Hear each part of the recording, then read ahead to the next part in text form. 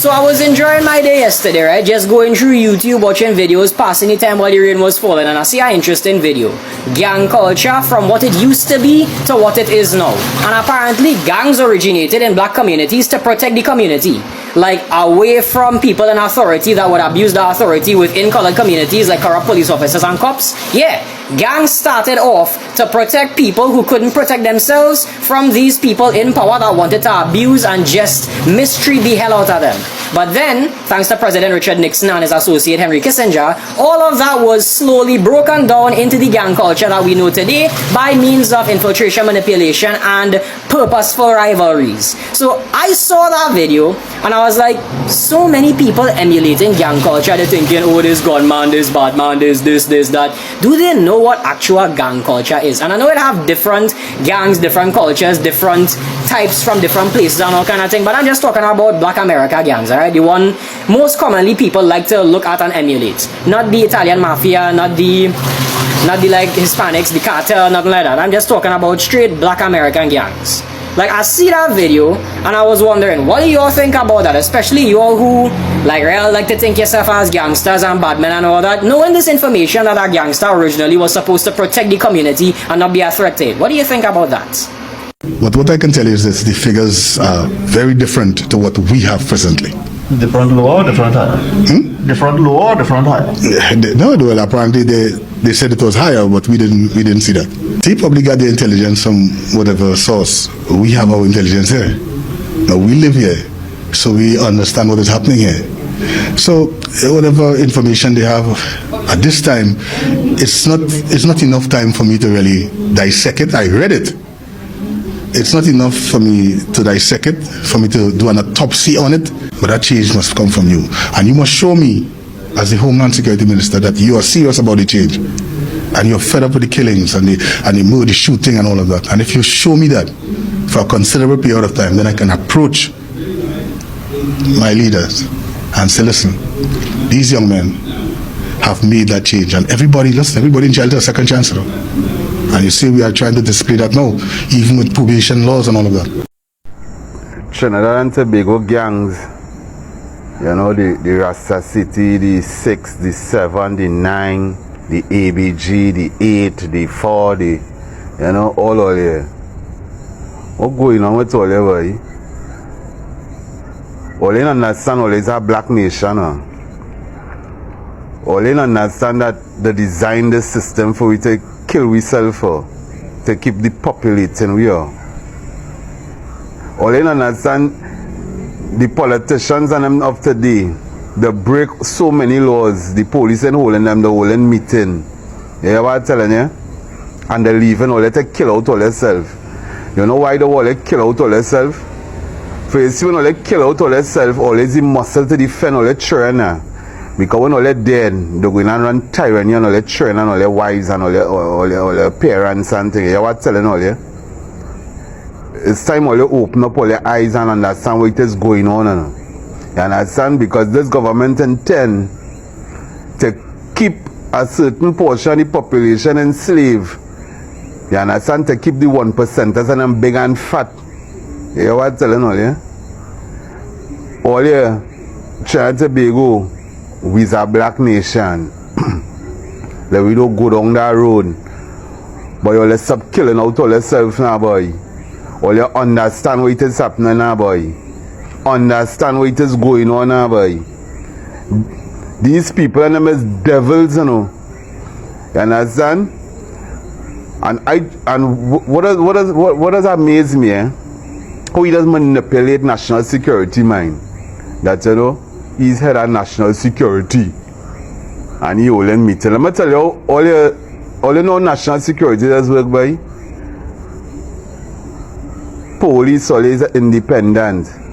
DPP all independent. Army all independent. All independent. All institutions is independent institutions. You see, you know, they do all the investigation and thing, and like all they realize it has some kind of threat to the country and all kind of thing. All they just go, all the position is to just go and relate that to the Prime Minister, you know. Not the other way around, you know. You hear what I'm telling all you? Something wrong with all you. all you have to relate wait is all you got on the ground. If all you find it scrupulous, all you can go and show he what is happening in the country. Right? That is all. All is not to take no orders from nobody, boy. What going on with all you, boy? All you stop enslaving, all you sell for paper money now. We's a black nation, you know. Because when all you make all your people die out, all your feeling coming for all you, boy. By the done coming for all you already, how stupid all you can be. How much police officer dead after taking that vaccine, boy? What all your brain does be, boy? What going on with all you, boy? By all is something not right. All is so evil, boy. Trinidad and Tobago, all is so evil, boy. No, Father God, have mercy. It is the gangs that have them locked down. It is the gangs that have them getting home by 5:30. Imagine that. Imagine you living in a community and gang members could tell you what time to be inside your house, and you dare not call the police. Because if you call the police, you and your loved ones could be in danger. For nearly 2 years, one of the chief financiers for the 7 gang in the United Kingdom has been helping gang leaders and gang members seek asylum in the UK as they seek to expand their criminal network in the United Kingdom. He is telling them exactly what to do as soon as they step off the plane from Trinidad and arrive in the UK. They put their hands up in the air as soon as they step off the plane and inform authorities that they seek asylum due to safety concerns and threats in Trinidad. I have a very stupid question to ask. How are some of these criminals with criminal records able to have a passport, one, able to purchase a ticket, and able to fly out to another country to seek asylum without it being flagged? Are we that backward as a country? These restrictions seems like a message to our national security to get their act together. Because you telling me you could mash up this country with drugs and guns, kill people, and then fly out with your family to seek a better life for you and them. That making any sense? Or let me know what you all think about this story. 5 years ago today, Trinidad and Tobago was changed forever.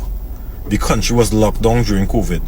And I was happy enough to get one of the best gifts on that day. You know, my son was actually born on that day. You know, even though it was one of the most scary times in the world, you know, I was actually able to have a little peace and a little joy. So if everybody could wish him a happy birthday for me, I'll be very appreciative of that. Have a great day, guys. Peace. I believe this UNC government get coming here with a vengeance, you know, because like they had it in mind that when they get in power, they have to punish Trinidad and Tobago.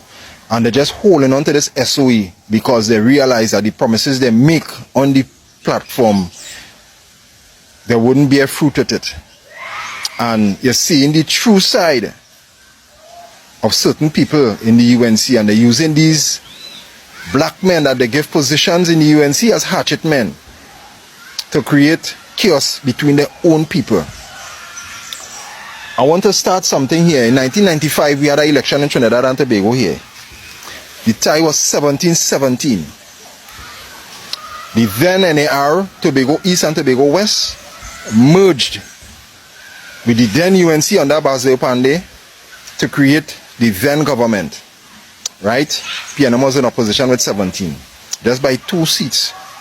Just by 2 seats, UNC was given that election, or given governorship in Trinidad and Tobago. And in the first 9 months UNC was in power, you know what was the first thing they did under that Basil Pandey regime? They tried to cut out the youth camps. We had done pack with bags already. We had done pack with bags already. I was sitting down on the step in Shagamas youth camp, down in Toka Valley. We were supposed to be out of the camp. I never forget that. I want to tears coming to my Mr. Calendar. I never forget that man, boy. I don't know. I haven't seen him in years. Mr. Calendar was the person who come and tell you all to pack all your bags, go back in the dormitory and go up the road for lunch when it's lunchtime and all. They eat something and something go walk out. We waiting on our phone call.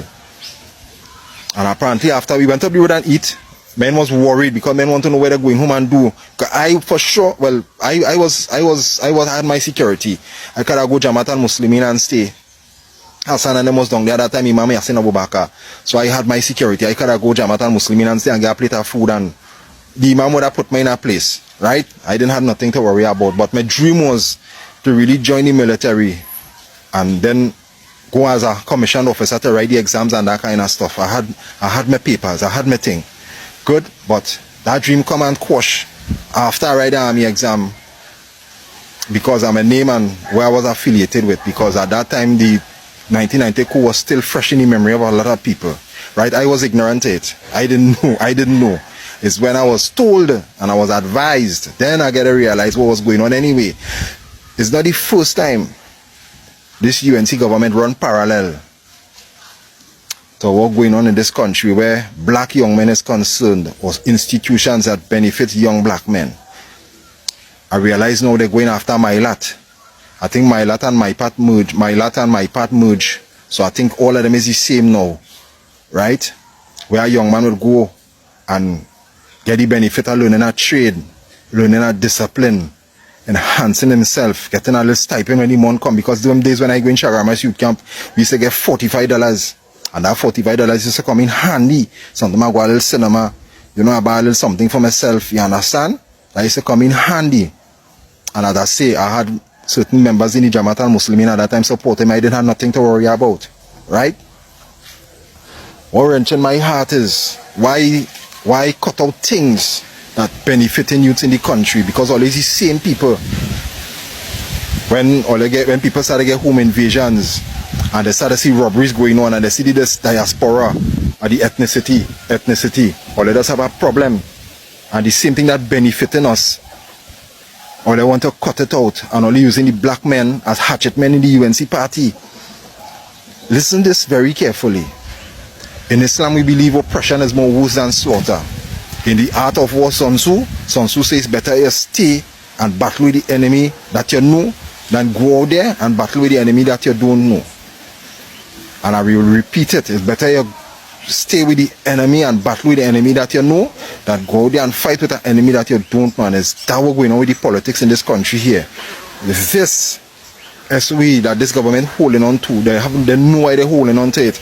And the people in the judiciary, or who overseeing, or who is the gatekeepers of the law in Trinidad and Tobago, not questioning or not taking this government to task concerning that. You understand? But that whole scenario with that Mylat and my father bring back memory. That triggered something in me today when I saw it. I said I had to come on Facebook and say something. The hard part about it is, them days I was in youth camp doing welding. And youth camp, Shagarma's youth camp, Chatham youth camp, Presto youth camp, Mount St. George and Tobago, El Dorado girls youth camp. People forgive me if I leave out any one of the youth camps, but that is the 5 I could remember. These camps have bring about the best set of tradesmen and tradeswomen in this country. Some of the best. And now all they coming now under the UNC government after the UNC won the was given the election in 1995. 97 was my last year in youth camp. After that youth camp diminished. The only camp that was holding on was Mount St. George, Presto, and the El Dorado Girls Youth Camp. And after that, that was it. We say between 97 and 1999, youth camp was diminished from the system. You understand? 1999, youth camp was diminished from the system. Somebody correct me if I'm wrong. Good. And it's hurting to see that here we're going on. The youths in this country are our resources. We should develop the youths, and that is the problem. When I young, this year, we in July now. How much youths write CXC this year? When they write CXC, where they going? Where they going and do? And this country had a connection because the only thing we have right now is HYPE, NSDP, the National Skill Development Program, and MIC. They go after that next. But at the end of the day, I just watching to see what's going on. Or they shouldn't touch my lot. Don't touch my lot. That is for youths, for young people. So they want to shut down my lot. My thing is, you are going to shut down a youth program, and then later on you're going to hear all the older people talking about these youths, them have no guidance. They want to just thief the what the easy way out, but it's like you're not providing anything for them. Right? Jobs are very hard to get, especially as a teen coming out of school. They don't have much opportunities. So I am not justifying criminals, but if you don't give them a path, you don't give them a future, what do you expect? I throw blacktail bun in Google logo ban incense. I do no kind of prayers, reading the Bible. I get oil from the church. I throw salt around my house. I put garlic, lemon. I throw lime water, all kind of thing. Red lavender, ammonia, seven spirits. To the young people, be careful with what you all put out on social media. Be careful of the negative things that you all put out on social media, because it can come back and haunt you. You might tell yourself you might make a kick, so it's a joke. Let me tell you something. Whatever you put out there, you might delete it, and trust me, about 100 people already in a short space of time download and save it on their device. So a schoolboy is going viral in a negative way for a post he made on TikTok with a picture of himself and the caption, "Dear form ones, get my money ready. We are the kids your parents warn you about." So you mean tax. A lot of big pages saw the post and they shared it, and he's getting real blaze on social media in the comments. So from all the backlash, he ended up taking down the video from his TikTok page. So after the backlash, he made another post saying that, imagine you post something out of joke and people take it serious, and now you post it all over social media, and now as a young guy who go to school, he had to deal with the police and ting. So every opportunity I get to give young people a word of advice, I will do it. So I let him know, bro, just be careful with what you put out on social media. When you post negative things, you will attract negativity. Let that be a learning lesson. So young people, don't get carried away on social media for the likes and the forward. So I put up that video about young people getting ignored, and one question came back more than any other. Most people hear the message, but then they ask the question, who do we vote for? Both parties fail us more times than we can count. It's a very fair question, and I'm going to try to answer it today in a way that's straightforward enough that we don't have to be going in circles about the issue. So here's the answer, and it's the answer I'm going to give every single time this issue comes up. Counted doesn't tell you who to vote for. That's not what we're here for. We're not going to tell you vote UNC. We're not going to tell you vote PNM or any other third party. What we do, however, is make sure that whoever you vote for earns it. Because here's what we figured out. The reason both sides don't care about the young people or their issues is the same reason we've been talking about from since day one. They don't serve us or issues because we don't vote. A politician shapes himself or herself around the people who show up. Right now, neither side speaks to us because we haven't given either side a reason to. And not in the room, so it's obvious nobody is fighting for us. Stop asking who deserves your vote and start understanding why your vote actually matters. Don't wait for a good choice to show up and then vote. You vote and then the good choices appear. Because I dare you to watch what would happen if young people start to vote in real numbers. Suddenly both sides have to come and find us. Suddenly the jobs, the crime prevention, the future that they've been keeping from us, all of a sudden would appear on the platform. Because now there's a prize worth winning.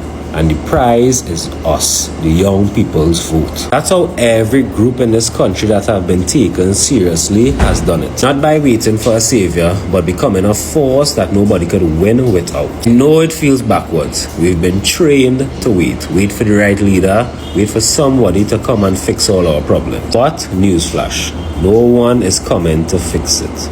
No one is coming to save us. We have to save ourselves. It is always going to be us. So if you genuinely believe both options are bad, walking away was never the solution. Walking away is exactly what keeps them comfortable. The answer is to make yourself so powerful that both options have to step forward and earn you. We are not powerless. We just never use the power that we already have. Don't ask who do I vote for. Not yet. Ask how can I become someone that they cannot ignore. Start with one promise, that you will be registered and that you will vote in the 2027 local government election. So follow Counted on Instagram, TikTok and Facebook. And also visit countedtt.com and pledge that you will vote in 2027. Add your name to the growing list of people that are done being optional. They want you to believe that your vote is worthless, so you hand it over without a fight. Don't give them that. We don't beg to be counted.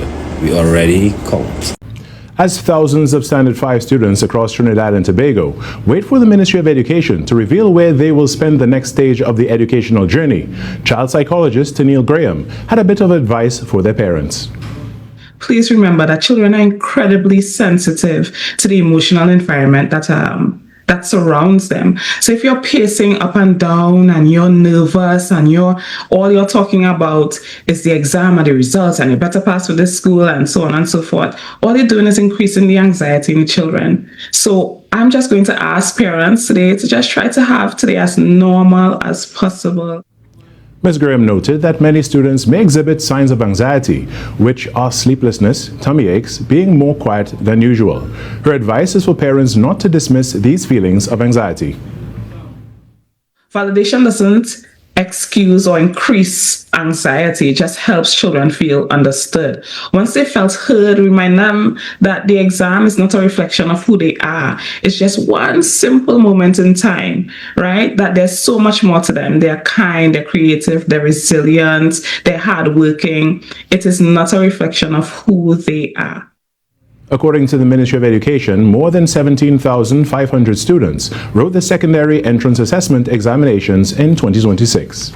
So essay results are out, and I know a lot of people are feeling like all kind of emotions, and of course you want the best for your children, that's normal. But I think sometimes you put too much pressure on one exam and one school. The truth is, the school your child gets into doesn't decide how successful they'll be in life. That will depend on the effort they put in, the support they have, and the choices they make along the way.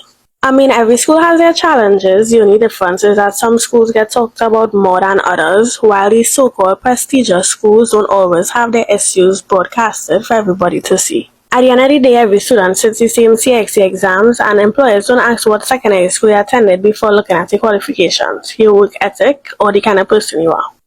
So if your child didn't get the school you're hoping for, don't let them feel like they fail. Celebrate them for getting through this milestone, encourage them to keep working hard, and remind them that this is just one chapter, not the whole story. So I've been getting the question about my journey and how I became an attorney. So I have a couple of videos that I would have done between 24 to 25 on my journey, a couple unboxing and things like that. So I would compile those into a playlist. I'd create a playlist and add those. But this one would just be like the shortened version of it. So I started off attending ATS, Academy of Tertiary Studies. I'd also insert a picture. Right. So at some point from ATS, I moved on to SAMS, and more so because of convenience and flexibility, because I actually traveled. Right, so I attended SAMS, which is School of Accounting and Management Studies, and I would also insert the flyer for that. I continued the Bachelor's of Law there, completed it. Then I applied to the University of Law because I needed to do my LPC legal practice course, which is basically equivalent to the LEC, legal education certificate, that you would do if you're a Hewlett student. So I did the LPC, and all of that was done virtually. I didn't attend any in-person classes through SAMS or University of Law. From there, upon completion, I returned home, and I needed to complete 6 months in service or internship at a law chambers or a law firm, basically doing the practical. It's part of the requirements to be admitted to the bar here in Trinidad and Tobago. I know it's a bit different with Hewlett because at some point during your first year, you'd have to do 10 weeks at a law firm or something like that.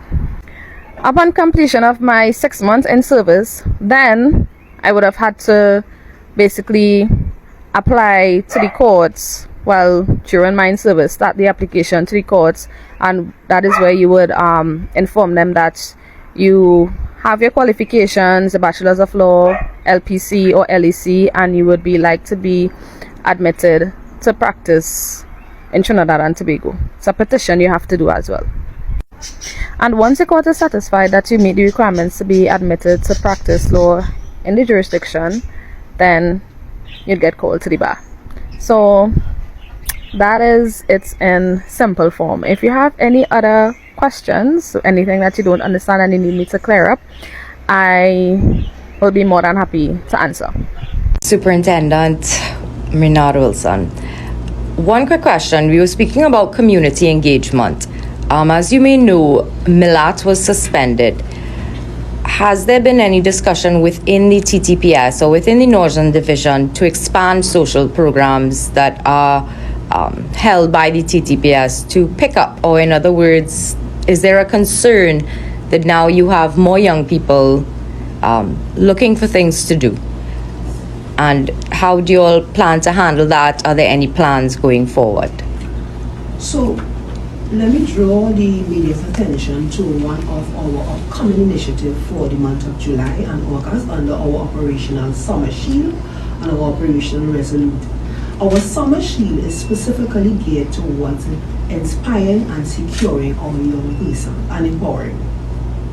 At Northern North Division, I said earlier that we have introduced, and it was born out of a focus initiative in the Larry Street area, something called People and Profession, where there is that mentorship and guidance for young persons, particularly in relation to people who are professionals in their spaces and who's coming back with the community. And it might be a good opportunity for me to put a plug to the media to ask if there are persons who are professionals who are willing to work to commit some time towards empowering these persons. But across Northern Division, through the month of July, we will be rolling out the People and Profession within every one of our youth clubs.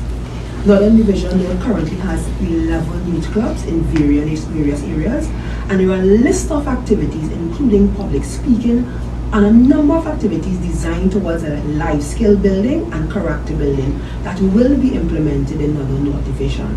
As I indicated earlier, I want to advise you all to stay tuned to our social media pages as we continue to share with you information about how our young people can be inspired, empowered, and stay safe during the July to August vacation. Thank you very much. All you need to stop asking children, you pass for a good school? What is a good school? Because to my knowing, all the teachers study at the same university. So when all you're asking children, all you pass for a good school, that might affect them, because some of them might not even pass for the first choice. Some of them might not even pass for the second choice. Some of them might be placed into schools that was never on the list of choices. So when all you need to think before they talk, right? Because all these teachers study at the same university, and when they finish the studies, I don't think they sign any paper marking I go and teach in a good school, I go and teach in a bad school. A school is a school. As if you choose to go there and learn, is what you choose to do there when you reach for the next 5 years. So stop making people bring all your down with this good school thing. All schools is good schools. It's either you want to learn or not. So good luck on all your new journey, and I hope all you make the best of it. What I'm saying is now, boy, I have to agree with Ms. Prasad Bisesta on this one. Stuart, let's stop getting like baby. Stop crying for passport. The country facing a lot of problems, a lot of issues, and you losing your diplomatic passport, it real far down on the list now, boy. It's not something I want to be seeing like a headline or whatever. Now, mind you, Prasad Bisesta target all you know, I agree. She take your diplomatic passport, she take Rowley own, and them things, you know, she targeting all you. And to be honest with all you, that all your business, that all your lovers quarrel, that UNCP and them business. That has nothing to do with the people. You understand eh? You see, now the other day I see a story saying how Rowley pumping gas by himself in some gas station because Kamala and them strip here security. Now that's a mad scene. Now this is why I say I agree with 300. Any prime minister who served more than 5 years and think could still get a little one man to watch the back when the out if there's not prime minister again. We are mad people in the country. It have people right now, they could tell me who is in the UNC cult if the C. Rowley will disrespect the man. And you see that we can't be having that. Because much as I come here and criticize the government and the wherever it is, it are no disrespect in our offices. You know what I mean? Rowley is still a man who represents the country as the Prime Minister. Kamlin is still a lady who represents the country as a Prime Minister.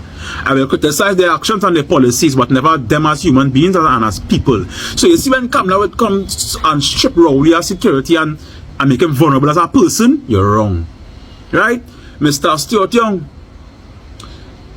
Kamla and them target you and they strip your diplomatic passport, right? But you was only the Prime Minister for like about 2 months or a month or something, so bro, like you never really serve no year, you never really implement no policy or do nothing like that to say you deserve all these amendments. I actually agree with them taking the pension away from you too.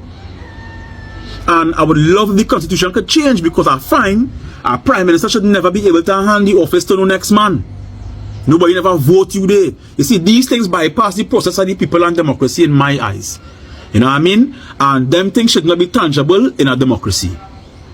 You see that diplomatic passport we lose? That's a privilege, bro. And that's a privilege to somebody who I find who serve.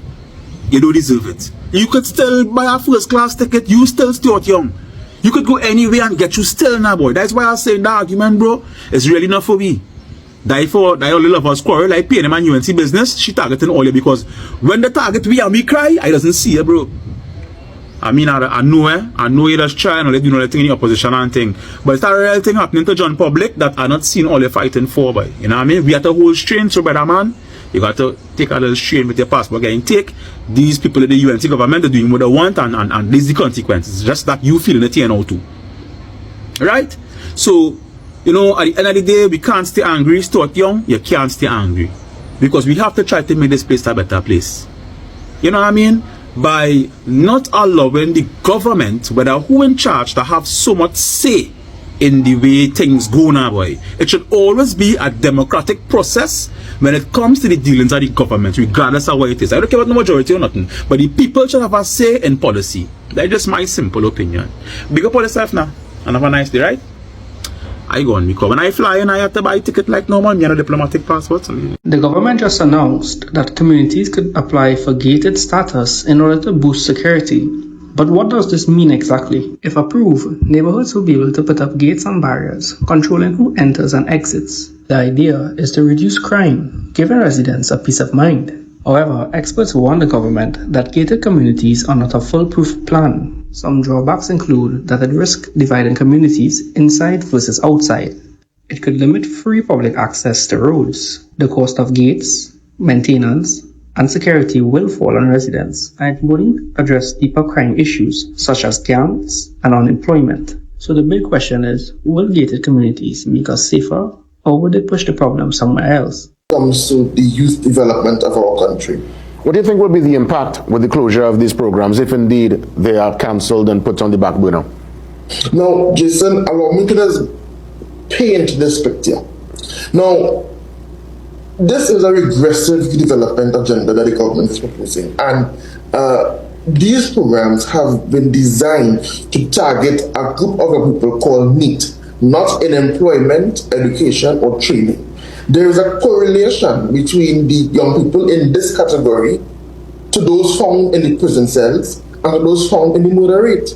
And when we take away or follow or pause or put these programs on the back burner, what it does to the young man in Mangaros and Eastwater, Spain, who depends on these programs to change his lifestyle and to become the best that he can be, or the young lady in Moruga who does the training in beauty culture and so on and so forth, this program provide, or the enchanted youth in Point 14, in Tuna, in Caranage. What it does, it opens these young people to the elements out there, and the elements out there pick up the slack.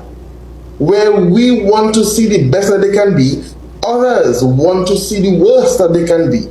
And what happens to that is that they become now criminally adjacent, and they are now forever entrenched in the underworld of this country. And what happens, and what is their portion, Jason? We all know that their portions are prison or death. And now it has been further expanded with the notion of low dogmatic and knock it on them. So this is a wide impact that can happen if the government does not take its role seriously and understand that it is very important to have these programs exist fully funded and well equipped to ensure that these young people are not fallen in the underworld of this country. Isn't this Scooby? I am the leader of the organization. And it is for me to take decisions and operate in a particular way with integrity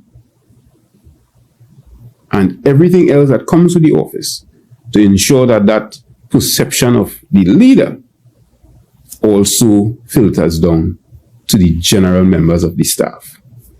And how do we go about this? We try to root out the negative elements within the society or within the police service itself. I know that we always have the detractors in the public sphere. We cannot please everyone by what we do and by the decisions that we make. But I just want to urge persons that there are things called laws in Trinidad and Tobago. And the TTPS is a law enforcement agency. And thus, if you breach the laws, you will be held accountable.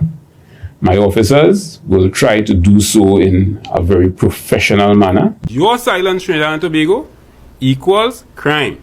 Stop being silent and speak out. When you remain silent and you see your neighbor with the gun, or you know your neighbor ain't working nowhere, but you see him driving the rental vehicle on a weekend and sporting all over the place, and you know he committing robberies and stealing people's cars, and you ain't say anything, eventually, and I want to use a terminology I got when I was in the police training academy, the vengeance of Moko will fall on you. It will come back home. It will come home to roost one day, and then you will become a victim of crime. I hope Trinidad and Tobago is also seeing that these men having a significant impact on the crime that was occurring in the country. And if just these 98 men could have crime dropping by these significant figures, I want to appeal to Trinidad and Tobago today. Usually we say get on board. Are you on board with the TTPS? I want to add a little spice to it today. Your silence equals crime. What's up, beautiful people of Trinidad and Tobago. So guys, I thank you so much for always coming back. I don't take your support for granted. I truly appreciate. So in today's video, we're gonna talk about what the people of Trinidad and Tobago are also saying. You know, we need to discuss, we need to analyze, and also give out my take. You know, after all, the channel is all about Irene's tech. So there is this one perspective that is most of the time being overlooked, and this is all about crime in Trinidad and Tobago. You see guys, things to do with crime is not only a policing problem, it's also a competition. And when you talk about a competition, it's a competition for the future of the young people. You see, every day in Trinidad and Tobago, there is a school somewhere that is trying to recruit a child so that they can have pupils in their schools. Every day in Trinidad and Tobago, there is at least a football club, or rather a football coach who is trying to recruit the same children to actually participate in soccer, or rather football. And again, there is a gang somewhere that may probably be trying to recruit young people. So you see, whoever this young person or whoever this young child reaches the first, it often changes their future. And that idea forms the foundation of this video of ours. So what do you think is really driving crime in Trinidad and Tobago? You see, I know you have a different answer, and same as the people that we attached their clips here. Thanks to them, by the way. We appreciate those videos. So guys, you see, each and every time that we see violence and, you know, criminal or other violent crimes make news headlines in Trinidad and Tobago, there is this one question that we normally ask ourselves: why is this violent criminal activity happening in Trinidad and Tobago? Why is it that Trinidad and Tobago continue to struggle with crime. And if you actually do a probability and ask around 10 people, you'll probably hear the different of them, all of them telling us different answers. So that will mean you get 10 different answers. So you'll actually hear some blaming the gangs, and others will blame unemployment. Even me personally, I will actually blame unemployment in Trinidad and Tobago, not just there, but also in these developing worlds. And also, we have our education system that whereby people or children go to school, but it does not prepare them for the future, or rather, it prepares them to just, cram and memorize things and learning unnecessary things. For instance, learning about the ocean, learning about, Africa. It doesn't really make sense.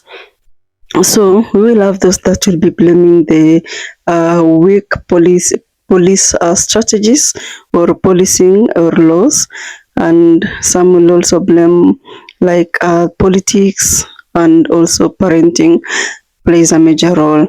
So if everyone is kinda partly right in their answers, I will say, it will make sense at the end of the day, because you can see it like it just touches everywhere. Because you see, crime rarely has that one cause. It just has to come from somewhere, and it we cannot really say that it entirely comes from the gang. Usually it's because of many problems. You see, many people working together in this day or another day. And then again, if you look at the headlines, and if you look beyond political parties, if you look beyond social media clips, there's this one particular question that keeps coming up. What is it that is really driving crime in Trinidad and Tobago? So if you talk about the gangs, as we had actually given out an example before we actually talked about this, you see, whenever any topic about crime is being discussed or is being analyzed, there is this word, the gang. Gangs are usually the first people or the first thing to think about. And of course, not for a good reasons. Researchers, according to online research, they have long found that, you see, these gangs, they do play a major role in violent crimes in Trinidad and Tobago, and more so in communities where they actually organize, influence over a certain place, and then they also do recruitment. But then there is one thing that many people tend to miss here. People are not born gang members at the end of the day. We need to understand that there is someone somewhere who is recruiting them. There is somebody that convinces them. There is somebody that is giving them a reason. Sometimes that reason could be money. Sometimes that reason could be protection. Sometimes that reason could be a belonging or a sense of belonging. So if you think about that, the sense of belonging, you see, many people in Trinidad and Tobago assume that gangs recruit with fear, like they come to you and then they threaten you. But anyway, as much as it happens, like sometimes, most of the time, the recruit happens with acceptance from the person that is being talked to and recruited. These people, before you join them, they really make you feel extremely important. They make you feel valued, respected, powerful. And who doesn't power? Everybody wants power. Everybody wants to feel valued, especially teenagers. So if you think about also unemployment, apart from the gangs, Imagine you going to school for so many years, working really hard. You've passed your exams, and now you're ready for the job market. And you go search for work. You apply from the first application to the probably 300 application, and then you don't get to hear a feedback. And then days becomes weeks becomes months become years. Eventually that hope will begin to disappear, right? And of course, not everyone without a job commits a crime. Far from it, most people never do that. But again, if you talk about education, you know, this is something that many people tend to misunderstand. Education is not just about exam. It's about opportunity. It's about confidence. It's about purpose and skills. So if you find a child who believes that they have a future, that particular child is less likely to risk losing it.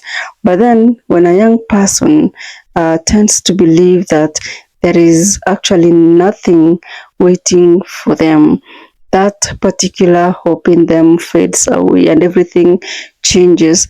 And of course, education is very important, and it matters a lot, not just in classrooms, setup or environment, but also it helps change someone's life. If you think about a community program, you know, some people tend to dismiss this, because you'll hear them saying that, you see, this kind of activity like football, it's not really going to stop crime in our community. You see, this kind of music group, it's not really going to stop it. And talk about dancing, you know, these people coming out as groups dancing. But you see, it's not all about that, because at the end of the day, the goal is not just to stop crime with them being in football, music, name them. Because you see, I mean, each and every time that a teenager spends, for instance, playing football, learning something new, I mean, just something, even if it's volunteering, that is equivalent to 1 hour less available for criminal influence. And that is very important, extremely important to understand. Policing, or rather laws, are very important in governing a country or a community. Very important.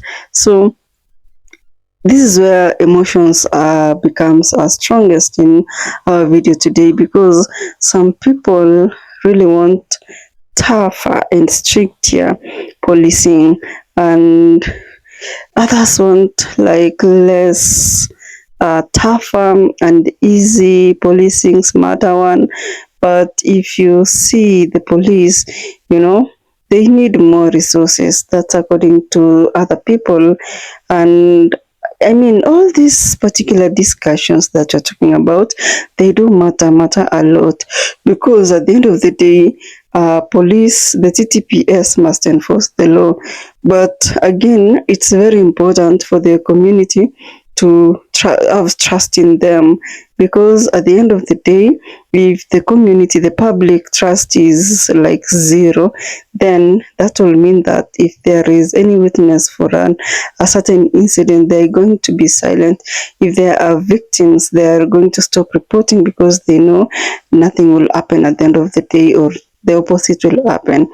So at the end of the day, you'll find the community becoming isolated, and that is really tough. It's not going to help at all.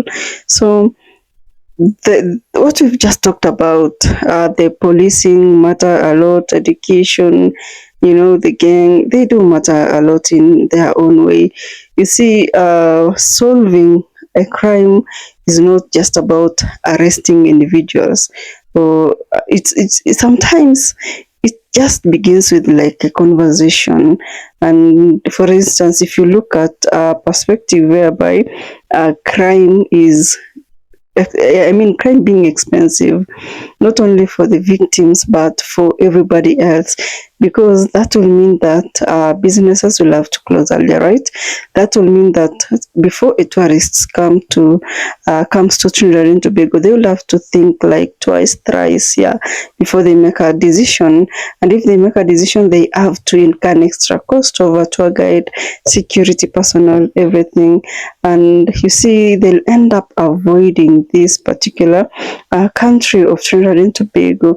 So investors, again, they'll be cautious. They wouldn't want to like waste their money, and parents will worry, families will like avoid certain places, children will grow up surrounded by fear, and you see, that will mean that crime at the end of the day will steal any opportunity that may arise, even from people who have like never even robbed or done anything wrong.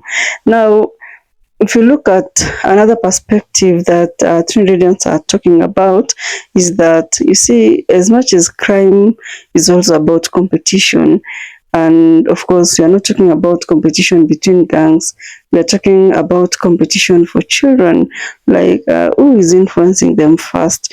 Is it their teacher, their coach, their mentor, their gang leader? You see, every society is recruiting young people, and the only question left for us is who gets there first. And if probably the answer becomes like it's the criminal gangs, then we really need to pay attention, because that will really affect the country. Like in the near future, it's the country that is going to be affected.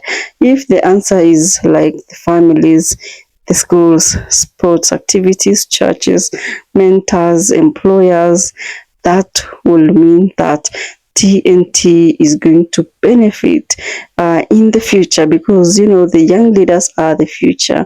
Because you see, it's very, very easy to rebuild lives, and you all know that there is no country that has completely eliminated country, not even one, eliminated crime, not even one. But you see, countries that tend to reduce the criminal level, they, by investing more in people than prisons, you know, they invest more in schools, in jobs, in communities. You see, trust comes back, and that's because crime is rarely solved by just one institutions. It takes an entire community, an entire family, teachers, police, business people, community leaders, the government, ordinary people. I mean, when all of these institutions work together, that is one of the biggest achievements that TNT will tend to achieve. So at the end of the day, there is no like single solution, and probably if we just get to like simplify the problems, the complex problems that we face, then that would really mean a lot. So I don't know what you think about our video. I don't know, guys. Probably I will really appreciate if you comment down below. Let us know what you think about it. What do you think is driving criminal activity in Trinidad and Tobago? And of course, if you look at every young person that is having to choose between a classroom, a workplace, or a gang, you know, it's all about making a decision that is shaped by influence. And of course, the safest communities are not simply those with the most police. No, they are those communities where the young people believe that they have something that is worth protecting, and that may be the real challenge that is facing TNT now. Not just like simply fighting the criminal activity, but creating enough hope that at the end of the day, things to do with crime, it will become like less attractive choice. Because you see, the question that will remain is in place is not just how do we stop criminal activity. It will also be about like how do we help fewer people become criminals in the first place, like fewer people, and perhaps that is the conversation that Trinidad and Tobago needs most. So that's just for today. I'll see you in the next video.